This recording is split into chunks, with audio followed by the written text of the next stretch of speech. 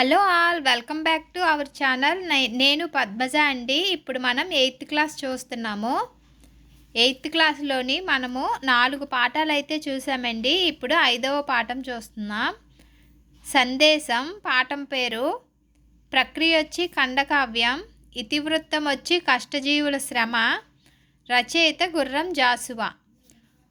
మనకి semester 1 semester 2 అని ఉన్నాయండి 8th క్లాస్లో. అయితే సెమిస్టర్ 1లో 6 పాఠాలు, ఒక ఉపవాచకం. అలాగే సెమిస్టర్ 2లో కూడా ఇదే పుస్తకంలో ఉందండి. సెమిస్టర్ 2లో కూడా 6 పాఠాలు, ఒక ఉపవాచకం అయితే ఉందండి. చూడండి, ఇదిగోండి సెమిస్టర్ 2 6 పాఠాలు, ఒక ఉపవాచకం. మనం ఇప్పుడు సెమిస్టర్ 1లోనే 5వ పాఠం చూస్తున్నాము. సందేశం అన్నమాట. చూడండి, ఆ చదవండి, ఆలోచించి చెప్పండి. కర్షక వీరుల కాయం నిండా కాలువ కట్టే ధర్మజలానికి ఖరీదు లేదోయ్. కార్మిక వీరుల కన్నుల నిండా కనకన మండే గలగల తొనకే విలాపాజ్ఞులకు విషాదాశ్రులకు ఖరీదు కట్టే సరాబు లేడోయ్. శ్రీశ్రీ గారు రచించారండి ఈ పద్యం, శ్రీరంగ శ్రీనివాసరావు గారు. చూడండి, ఇది కార్మికుల గురించి తెలియజేస్తుంది ఈ లెసను. ఉద్దేశం: దేశ అభివృద్ధిలో శ్రమజీవుల పాత్ర కీలకమైనదని, వీరికి ఎదురయ్యే కష్టాలను గుర్తించాలని, వారి శ్రమను గౌరవించాలని, వారి పట్ల సానుకూల దృక్పథం కలిగి ఉండాలని తెలియజేయడమే ఈ పాఠ్యాంశ ఉద్దేశం. నేపథ్యం: గుర్రం జాసువా గబ్బిలం ద్వారా తన సందేశాన్ని పరమేశ్వరునికి పంపించారు. ఈ సందేశంలో తన బాధని, కష్టాన్ని, శ్రామికుల జీవన స్థితిగతుల్ని విన్నవించమని వేడుకున్నారు.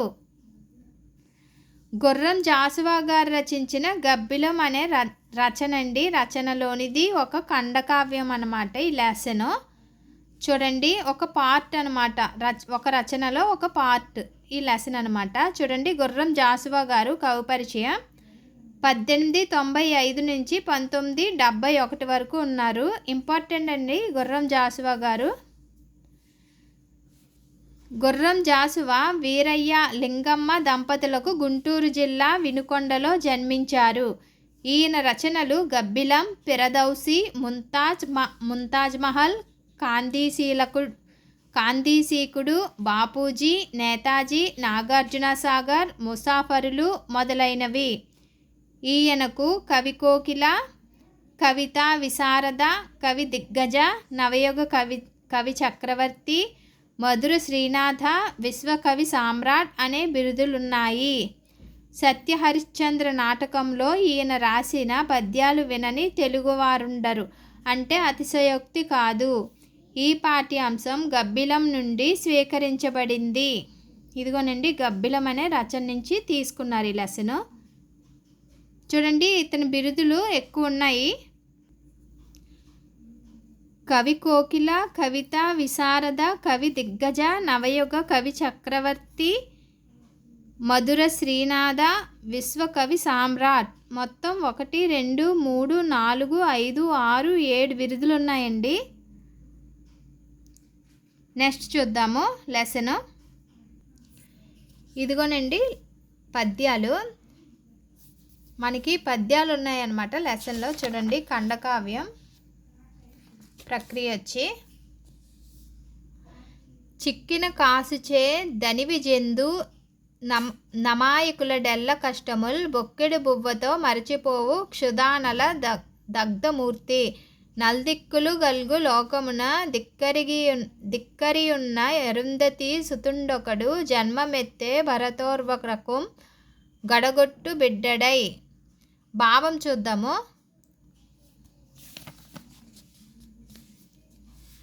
దొరికిన కొంచెం సొమ్ముకే తృప్తి చెందే అమాయకుడు, అన్ని కష్టాలను పిడికెడు అన్నంతోనే మరిచిపోయేవాడు, ఆకలి అనే అగ్నిచేత దగ్నమైనవాడు, 4 దిక్కులు వ్యాపించి ఉన్న లోకంలో దిక్కులేని ఒక శ్రమజీవి భారతమాతకు చివరి బిడ్డగా పుట్టాడు.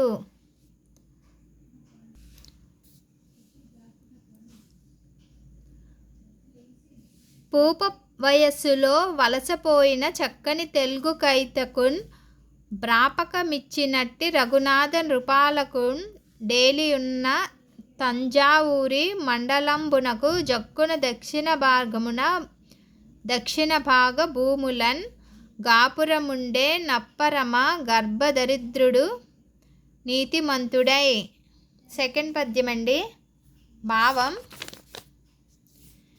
లేత వయస్సులోనే ఆంధ్ర ప్రాంతం నుండి తెలుగు కవిత్వాన్ని తమిళనాడుకు తీసుకువెళ్ళి ఆశ్రయమిచ్చినటువంటి రఘునాథరాజు పాలించిన తంజావూరు మండలానికి దక్షిణ భాగాన ఆ నిరుపేద నీతిగా జీవిస్తున్నాడు. చూడండి మళ్ళీ, లేత వయస్సులోనే ఆంధ్ర ప్రాంతం నుండి తెలుగు కవిత్వాన్ని తమిళనాడుకు తీసుకువెళ్ళి ఆశ్రయమిచ్చినటువంటి రఘునాథరాజు పాలించిన తంజావూరు మండలానికి దక్షిణ భాగాన ఆ నిరుపేద నీతిగా జీవిస్తున్నాడు. మూడవ పద్యం అండి. ముప్పు గటించి వీని కులమున్ గలిమిన్ గబలించి దేహమున్ బిప్పి అనర్చు నీ భరత వీరుని పాదము కందకుండగా జప్పులు గుట్టి జీవనము సేయును గాని నిరాకరింపలేదెప్పుడు నప్పు వడ్డది సుమి భరతావని వీని సేవకున్.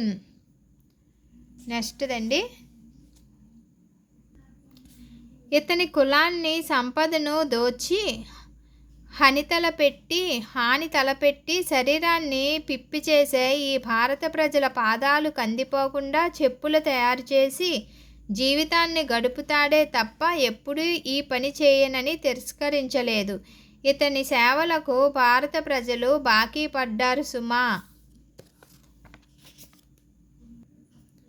వాని రెక్కల కష్టంబు లేనినాడు సస్యరమ పండి పులకింప సంశయించు వాడు చెమటలోడ్చి ప్రపంచమునకు భోజనము పెట్టు వానికి భుక్తి లేదు. భావం: కష్టజీవి రెక్కల కష్టమే లేనట్లయితే ఈ దేశంలో పంట పండించడం సాధ్యం కాదు. అతని చెమట ధారలతోనే ప్రపంచానికి భోజనం దొరుకుతుంది, కానీ అతనికి మాత్రం తిండి ఉండదు. రైతు: పామునకు బాలు చీమనకు బంచదార మేపుకొనుచున్న కర్మభూమిన్ జనించు ప్రాక్తనంబైన ధర్మదేవతకు కూడా నులికిపడు జబ్బు గలదు వీడున్న చోట. పాముకు పాలు చీమకు పంచదార పెట్టే ఈ కర్మభూమిలో పుట్టిన ధర్మదేవతకు కూడా ఇతడు ఉన్న చోట ఉలిక్కిపడే జబ్బు ఉంది. కష్టపడే వానికి విలువ లేకుండా పోయింది. ఆ పద్యం యొక్క భావం అండి. వాని నుద్ధరించు భగవంతుడే లేడు, మనుజుడెట్లు వాని గణికరించు, వాడు చేసుకొన్న పాపకారణ మేమో ఇంతవరకు వాని కెరుకలేదు. వాణ్ణి దేవుడే ఉద్ధరించకపోతే మనిషి ఎలా ఉద్ధరిస్తాడు? ఇన్ని కష్టాలు పడడానికి వాడు చేసుకున్న పాపమేమిటో వాడికే తెలియదు. తెలిసినప్పుడు కదా పాప పరిహారం. ఉదయమాది రక్తమోడ్చి కష్టము చేసి యునుని సాగనంపి ఇల్లు సేరి యున్న గంజి ద్రావి యొక్కనాడ పేద ప్రక్క మీద మేను వాల్చి ఉండే. తెల్లవారకు ముందే నిద్ర లేచి తన రక్తాన్ని మరిగించి సాయంత్రం వరకు ఎండలో కూర్చొని సేద్యం చేస్తాడు. 10 మందికి సాయపడతాడు. పొద్దువాలిన తర్వాత ఇంటికి పోయి గుక్కెడి గంజి తాగి పడుకుంటాడు. ముక్కు మొగమున్న చీకటి ముద్దవోలే విహారణము సేయసాగే గబ్బిల ముకుండు దాని పక్షానిలంబున వాని చిన్ని ఆముదపు దీప మల్లన నారిపోయే. కటిక చీకటి ముద్దకు ముక్కు ముఖం పెట్టినట్లున్న గబ్బిలం ఒకటి అక్కడ ఎగురుతూ ఉండడం, దాని రెక్కల నుండి వచ్చే గాలికి ఆ పేదవాని ఇంట్లోని చిన్న ఆముదపు దీపం మెల్లిగా ఆరిపోయింది. తిల్లిక నారిపి దయ్యపు బిల్లవలెం దిరుగు దబిసి పిట్ట నరయాగా బల్ల వితమయ్యే నాతని ఎల్లంబున గ్రొత్త కొత్త యూహంకురముల్. దీపాన్ని తన రెక్కల గాలితో ఆర్పివేసి దయ్యం పిల్లవలే తిరుగుతున్న ఆ గబ్బిలాన్ని చూడగానే అతని గుండెల్లో కొత్త కొత్త ఆలోచనలు మొలకెత్తాయి. మృగపక్షిత్వ విచిత్ర ధర్మములు మూర్తిన్ దాల్చియున్నట్టి నీ మొగుముం జూడదు లోకమట్టి సకునంబుల్ ప్రాత పుట్టింపులు జ్ఞగవీపేదకు రమ్ము గబ్బిలపు చాన నాదు స్వాతంబులో దిగులుంబాపి పీనాకపాని కొక సందేశంబు నదింతువా.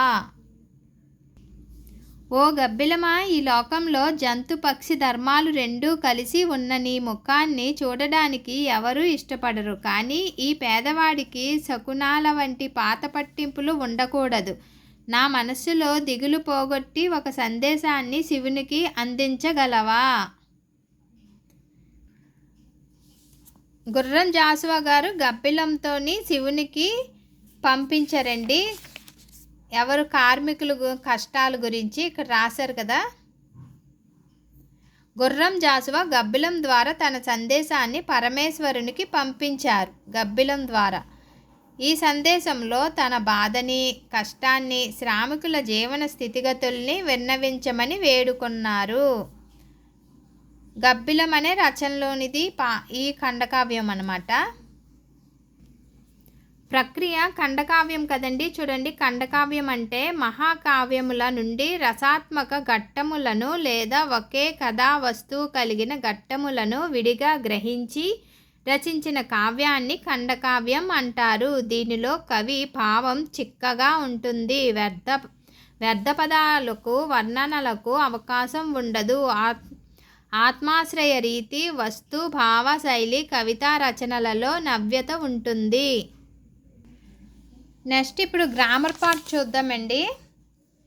ఇక్కడైతే మనకి నానార్థాలు ఇచ్చారు ఈ లెసన్లో. చూడండి, దిక్కున, దిశ, శరణం, సకల, సర్వము, కళతో కూడినది, పాదం, అడుగు, చరణం, దేశానికి, రాజ్యము, ప్రదేశము. పర్యాయ పదాలు నృపాలకుడు, రాజు, ప్రభువు, క్ష్మా, పాలుడు, శివుడు, శివుని అంటే ఇక్కడ శివుడు, శంభుడు, శంకరుడు, సర్వుడు, మనుజుడు, మానవుడు, మనిషి, నరుడు, మేను, శరీరం, కాయం, దేహం. ఇక్కడ ఒక వాక్యం ఇచ్చి అందులో ఒక పదానికి పర్యాయ పదాలు రాయమన్నారనమాట. రఘునాథన్ నృపాలకుడు తెలుగు భాషకు సేవ చేశాడు. గంగ శివుని శిరస్సు నుండి భూమికి ప్రవహించింది. ఎంతో పుణ్యం చేస్తే తప్ప మనుజుడై పుట్టడు. అలసట వలన మేను విశ్రాంతి కోరుతుంది. అందులోని పదాలకు పర్యాయ పదాలు రాసుకోమన్నారు. ఇవి ప్రకృతి వికృతులండి. ఇప్పుడు చూడండి, ఆరం జ్యోతి, మనిషి, కులము, ధర్మం, మనుష్యుడు, పట్నం, కొలము, దమ్మం, పట్టణం, అరుంధతి అని కలిపేసి ఇచ్చారు. మనం విడదీయాలన్నమాట. చూడండి, ఇక్కడ అరుంధతి, ఇదిగోనండి వాళ్ళు ఇచ్చారు. ఫస్ట్ అరుంధతికి ఆరం జ్యోతి అని వాళ్ళే ఇచ్చారు. మిగతావన్నీ మనము చూడాలన్నమాట. కులము అంటే కొలము, ఇదిగోండి కులము, కొలము. ధర్మం, దమ్మం. పట్టణం, పట్నం. మనుష్యుడు, మనిషి. ధర్మంకి దమ్మం.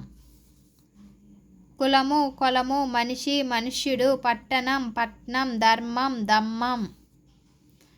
నెక్స్ట్ ఇవన్నీ కలిపితే ఒక పద్యం అవుతుంది అని చెప్పారండి. కింది పదాల అర్థాల క్రమ సంఖ్యలు ఆధారంగా పాఠంలోని పద్యం రాయండి.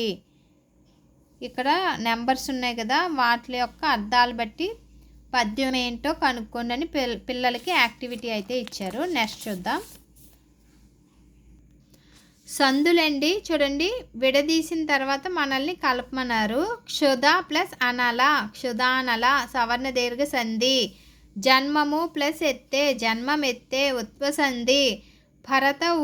ప్లస్ ఉర్వర భరతోర్వర గుణసంధి. భరత ప్లస్ అవని భరతావని సవర్ణ దీర్ఘ సంధి.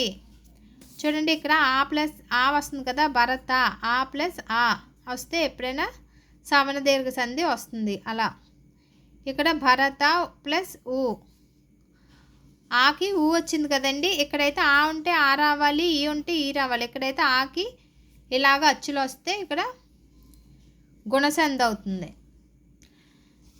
ప్రతి సంధికి సూత్రాలు ఉంటాయి, చూపిస్తానండి.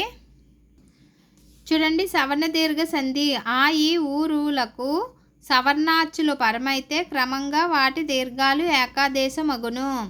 గుణసంధి సూత్రం: అకారానికి ఈ ఊరులు పరమైతే వరుసగా ఏఓఆర్లు ఏకాదేశంగా వచ్చి గుణసంధి జరుగుతుంది అని కింది తరగతుల్లో తెలుసుకున్నారు కదా.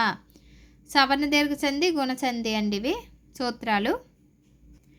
విగ్రహ వాక్యాలు రాశారండి పదాలు ఇచ్చి. విశ్వనాథుడు విశ్వనాథుడు, విశ్వమునకు నాథుడు షష్ఠీ తత్పురుష సమాసం.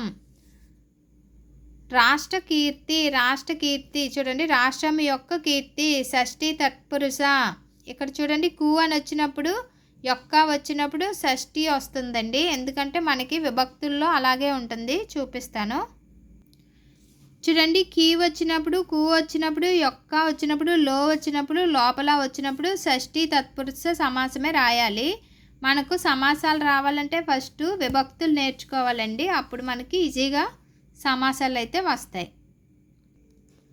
దక్షిణ భాగ దక్షిణం నందలి భాగము సప్తమి తత్పురుష సమాసం. చూడండి నందలి నందు అనేది సప్తమి ఇందులో ఉంటుంది, విభక్తుల్లో చూపిస్తాను. ఇదిగోనండి నందు, అందు అంటే నందు నా వచ్చినప్పుడు సప్తమి విభక్తి. దక్షిణం నందలి భాగము సప్తమి తత్పురుష సమాసం. భారతదేశము భారతం అను భారతం అను పేరు గల దేశము సంభాషణ పూర్వపద కర్మధారయ సమాసం. భారతదేశము భారత అను పేరు గల దేశము సంభాషణ పూర్వపద కర్మధారయ సమాసం. నెక్స్ట్ చూద్దాము. నెక్స్ట్ అయిపోయండి. చూడండి ఇక్కడైతే పాఠాంత అంశము అని ఒక పాట అయితే ఇచ్చారు. ఈ పాట అయితే ఆమల్ల దిన్నె గోపీనాథ్ గారి జానపద గేయ సంపుటి నుండి సేకరించబడింది ఒక పాట. నెక్స్ట్ మనకి 6వ పాఠం అండి పయనం. నెక్స్ట్ వీడియోలో చూద్దాం. ఈ వీడియో నచ్చినట్లయితే లైక్ చేయండి. Bye friends.